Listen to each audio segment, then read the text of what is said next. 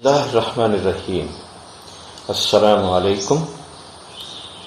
میرا نام محمود نورنگٹن ہے۔ میرا تعلق انگلستان سے ہے۔ میں انگلستان کے ایک عیسائی گھرانے میں پیدا ہوا، مگر بلوغت کی عمر تک پہنچتے پہنچتے مکمل طور پر دہریہ ہو گیا۔ تعلیم سے فارغ ہو کر میں نے برطانیہ کی شاہی بحریہ میں ملازمت کر لی اور اسی سلسلے میں 1965 عیسوی کے اوائل میں ہمارا جنگی بیڑا 45 کمانڈو عدن کی بندرگاہ پر لنگر انداز ہوا۔ یہاں ہمیں 1 سال تک مقیم رہنا تھا۔ میرے بھائیوں، میرے ناظرین قارئین، اس طرح کی ایمان افروز داستانوں کے لیے آپ میرا یوٹیوب چینل سبسکرائب کر دیں اور بیل آئیکن بھی پریس کر دیں۔ میں زندگی میں پہلی مرتبہ گھر سے اتنی دور آیا تھا، اس لیے دل میں مہم جوئی کے جذبات کروٹیں لے رہے تھے، لیکن میں پریشان بھی تھا۔ گھر میں میری نوبہتہ بیوی اکیلی تھی اور میں اطمینان سے اس کے پاس بھی نہیں رہ سکا تھا۔ تاہم میں نے اپنے آپ کو زیادہ سے زیادہ مصروف رکھنے کی کوشش کی اور گرد و پیش کے ماحول سے لطف اندوز بھی ہوا۔ تھوڑے ہی عرصے کے بعد بیوی کا خط ملا کہ عنقریب میں ایک بچے کا باپ بننے والا ہوں۔ قدرتی طور پر مجھے بے حد خوشی ہوئی، لیکن مسرت کا یہ احساس بہت عارضی ثابت ہوا۔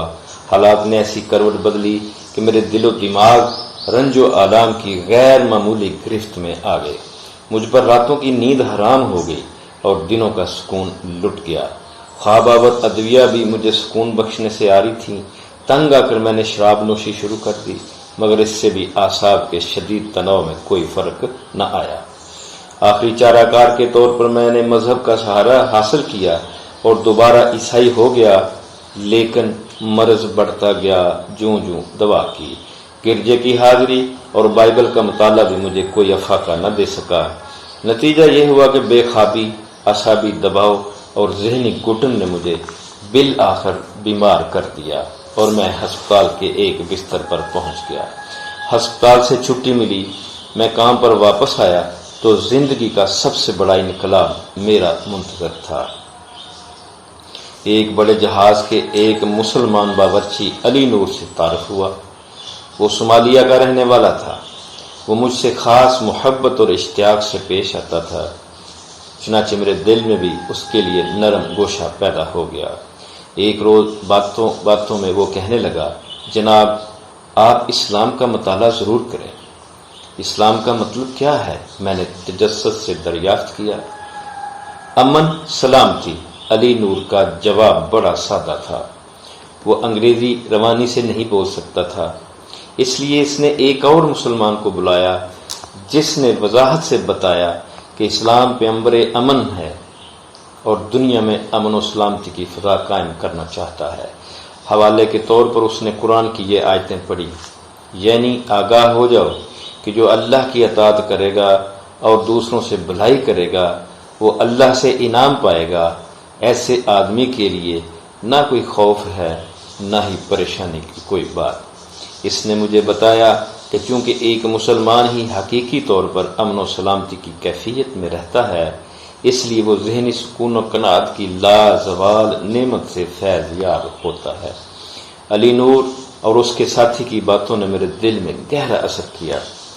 میں دلی اطمینان اور ذہنی سکون کا متلاشی تھا، اس لیے اسلام کے اس پہلو نے بطور خاص متاثر کیا کہ یہ سکون و قناعت کا علمبردار ہے۔ یہ نعمتیں عیسائیت میں ناپید ہیں۔ یہ مذہب تحریف و تغیر سے محفوظ نہیں رہا اور انسانی رہنمائی کے اعتبار سے نامکمل ہے۔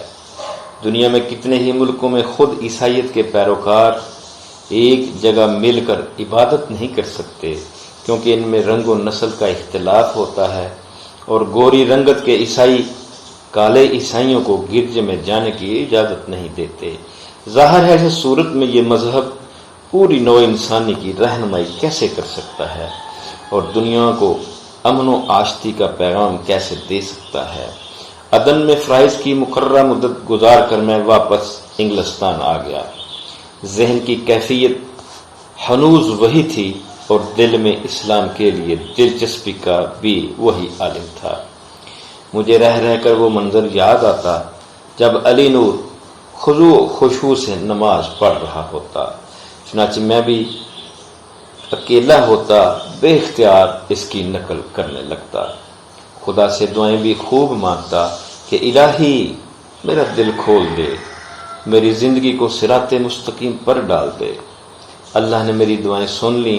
میں ایک روز ایک پاکستانی کریانہ فروش کی دکان پر کھڑا تھا کہ ایک اور مسلمان آیا اور دکاندار سے السلام علیکم کہہ کر مخاطب ہوا۔ ان لفظوں نے سماعت میں مصری گول دی۔ میں خوشی سے جھوم اٹھا، یوں لگا جیسے مدت کے بعد کوئی کھوئی ہوئی چیز مل گئی ہے۔ میں نے دکان کے مالک سے دوستی کر لی، اس نے مجھے ایک قریبی مسلم تنظیم کا پتہ دیا، چنانچہ میں پورٹس ماؤتھ کے اسلامی مدرسے میں گیا اور شیخ عالم ریامی سے ملا۔